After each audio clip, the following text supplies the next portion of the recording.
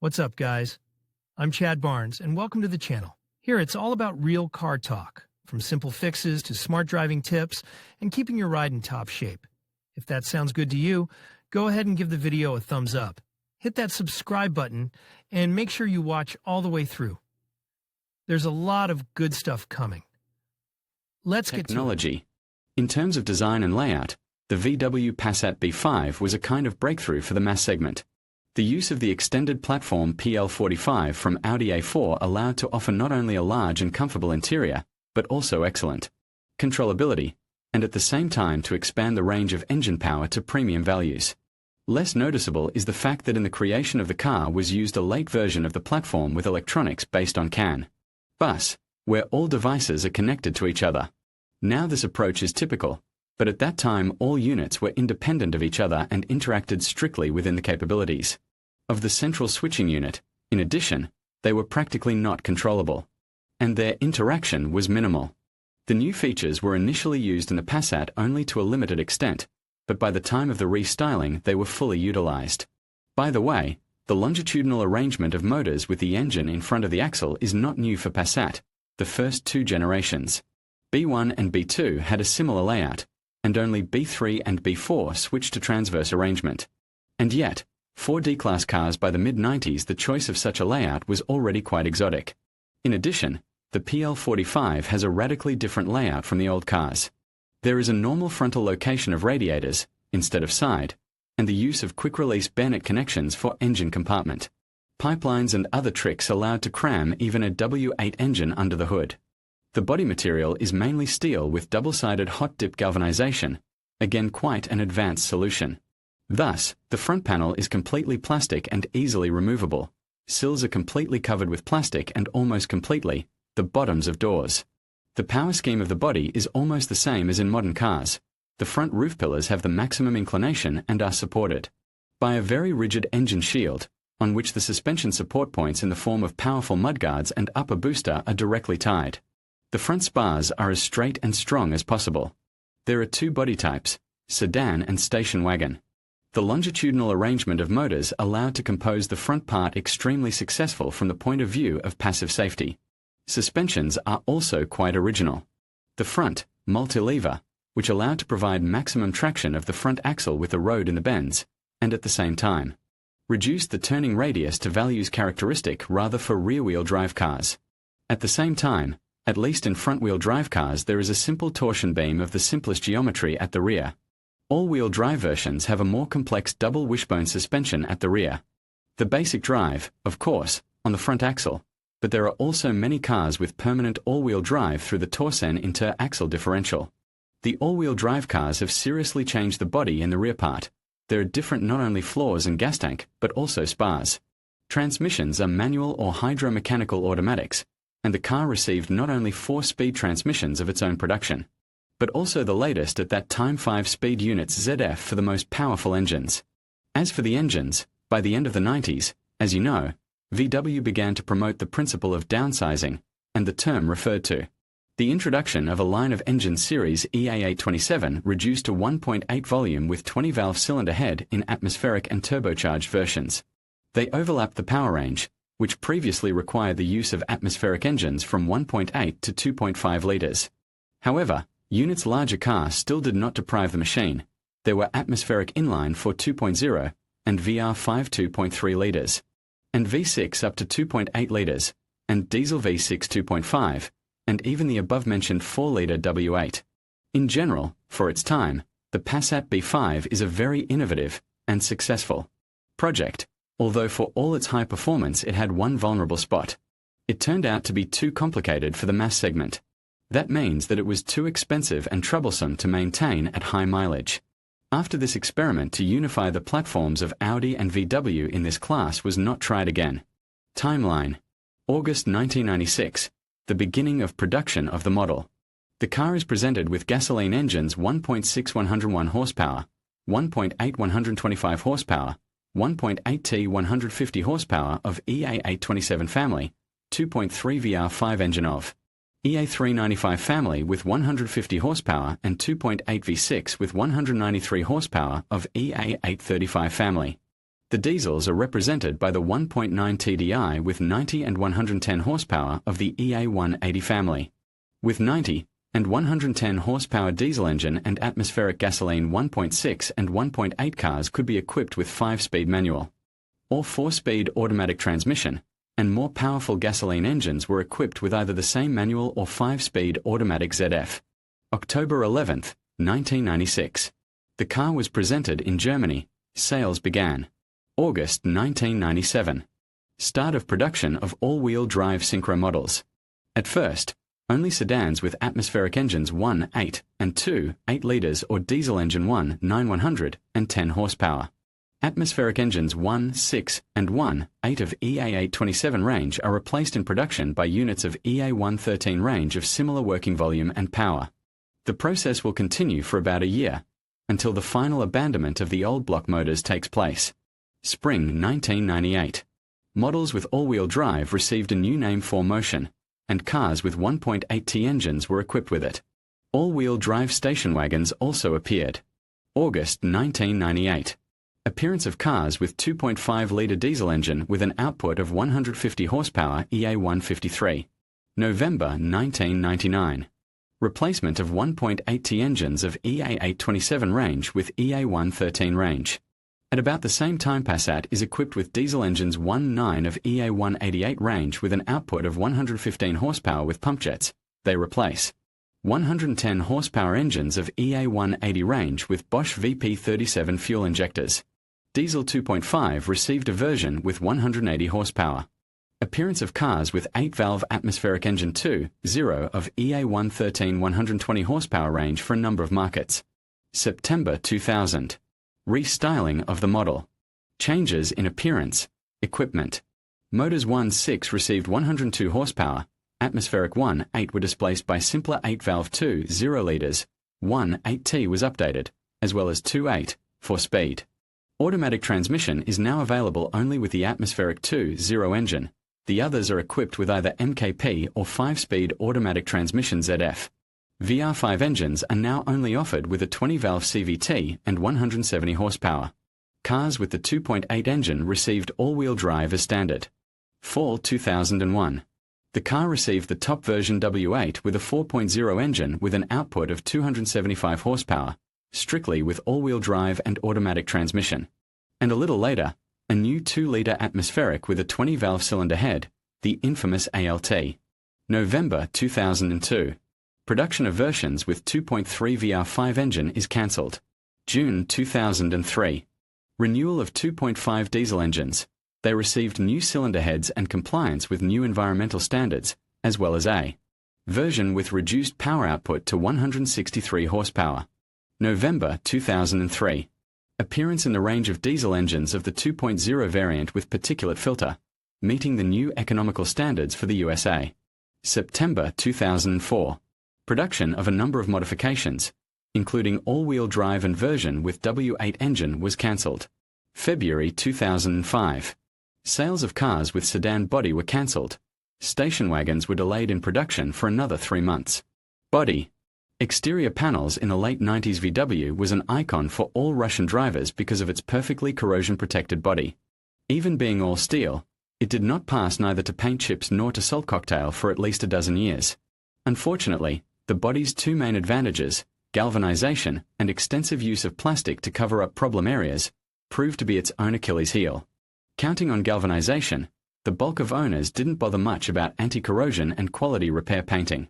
In this case, the sills and door bottoms covered with plastic corroded over time, but it was not noticeable from the outside until the moment when repair became inexpedient.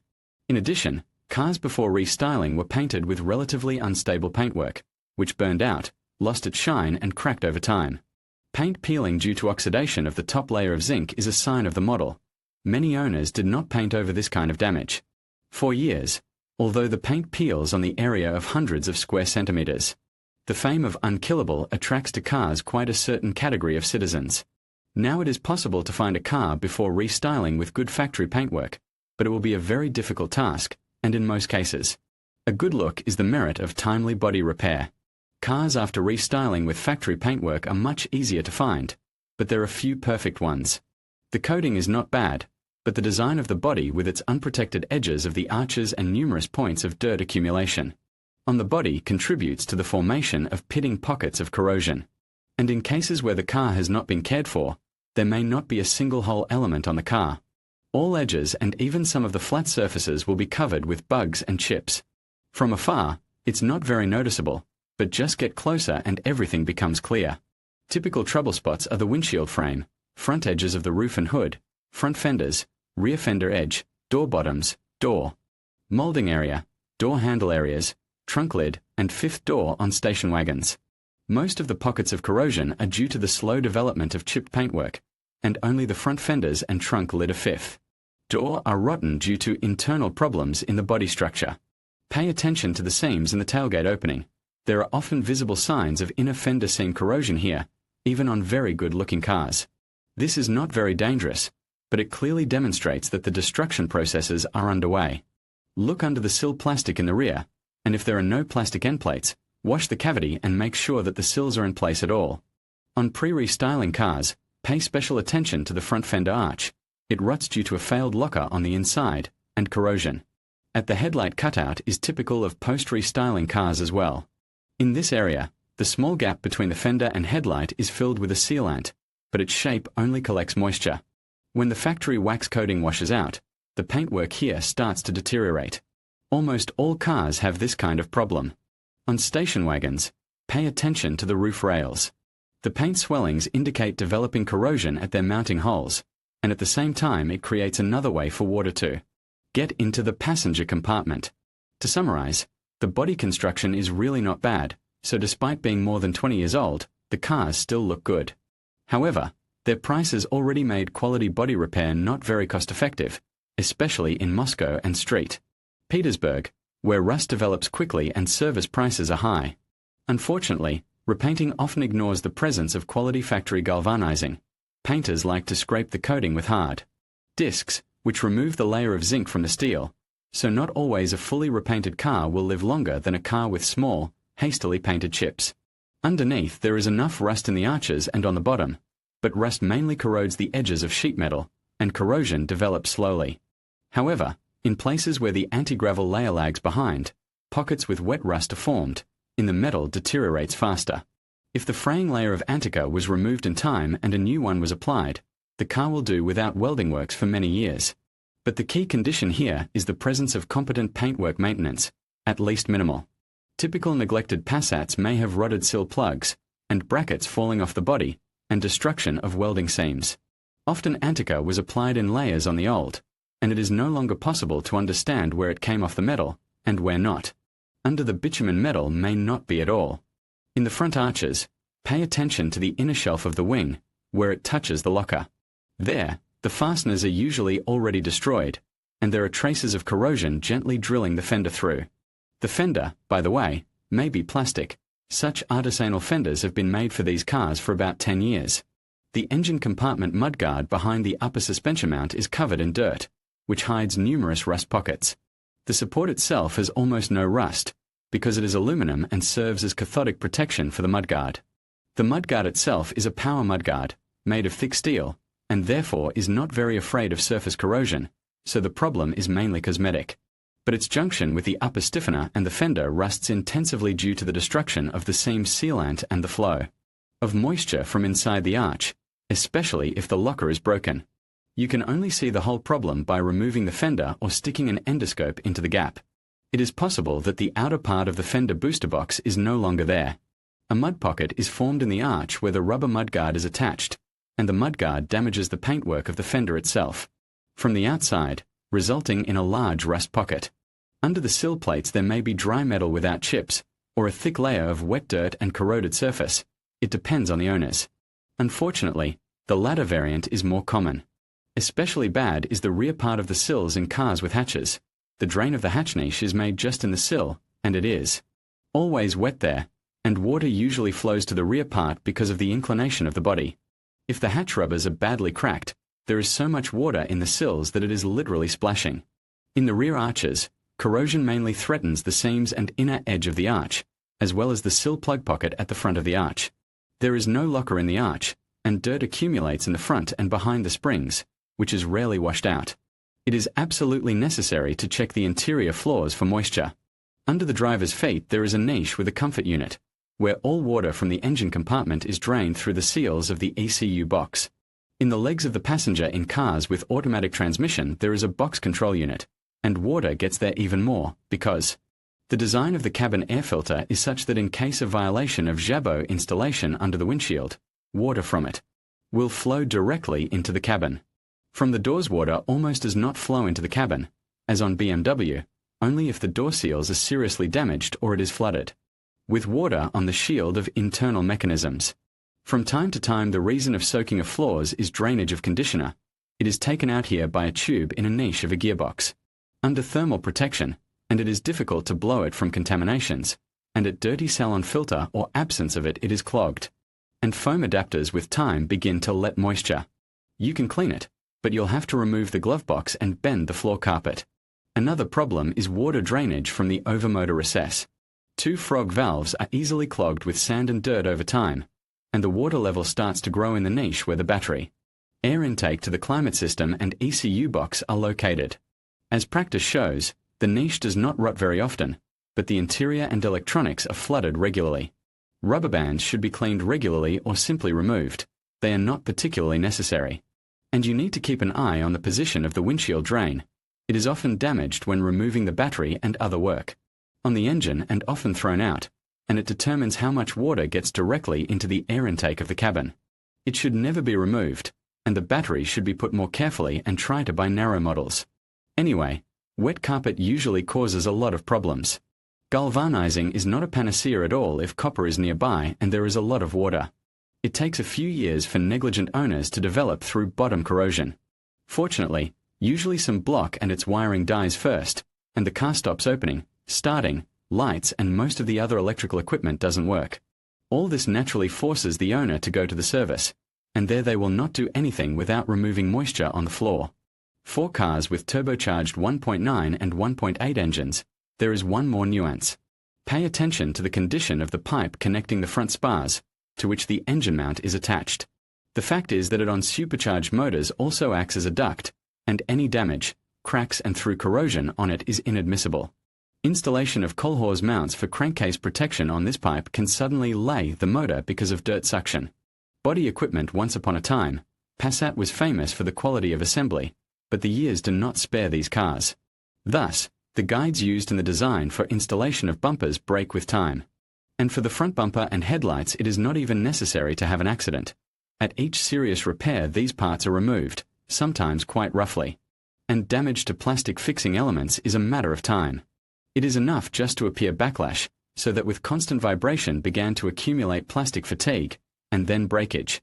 As a result, fasteners, front panel trident brake, hood lock fasteners, air conditioner fan clips, as well as fasteners of clips of various pipes to the engine and radiator are broken. The problem is partially solved by Chinese substitutes, but they do not always fit the geometry. For example, Chinese grills without nylon clamps simply fall out of their seats. The hood lock fuse tongue is a good indicator of the owner's attitude. If it is broken, and it is broken regularly, then most likely there is ruin inside. The drain panel is already mentioned above. It is broken when removing the battery, and the panel covering the battery is simply lost. Optics burns out, especially lensed headlights on cars after restyling suffer. They also have sandblasted plastic headlight cover. Cars are generally blind. The process is less noticeable in pre-restyling models with a glass headlight cover, but it is also going on, at least the reflector. Inside gradually crumbles and becomes dusty. Door locks are another common problem. The souring of the locking mechanism is a trifle against the background of other troubles, but it can be easily removed and cleaned without disassembling the door. But the lock itself is nominally non-disassembling. The sensor of door and lock opening is built directly into it. The design of its fastening gives off insanity. Here the collet clamp for the rear part of the door handle, and in a separate siluminous case, and some simple bolts of fastening to the rear part of the lock case, and plastic elements of fastening to the door shield. For easy installation at the factory are mixed in a heap. As a result, even to remove the lock, it is desirable to know what and in what sequence to unscrew and remove, and to imagine how you will assemble the mechanism after. Let's add here that you can remove the door mechanism shield only by disconnecting the glass with the window elevator and unglue it from the door panel. As a result, it turns out that a generally simple assembly causes a bunch of negativity. Microswitches of the lock have to be replaced after 5 years of service, especially on the driver's door. Sometimes the wiring fails, but more often it is the lock itself. The electric motor of the lock drive often fails. And the mechanics is not flawless. It does not open from inside even if the cables are intact and they break, or from outside, it does not lock. In general, the lock can be disassembled and repaired, but putting it back in place is a task for the strong-hearted, and any mistake.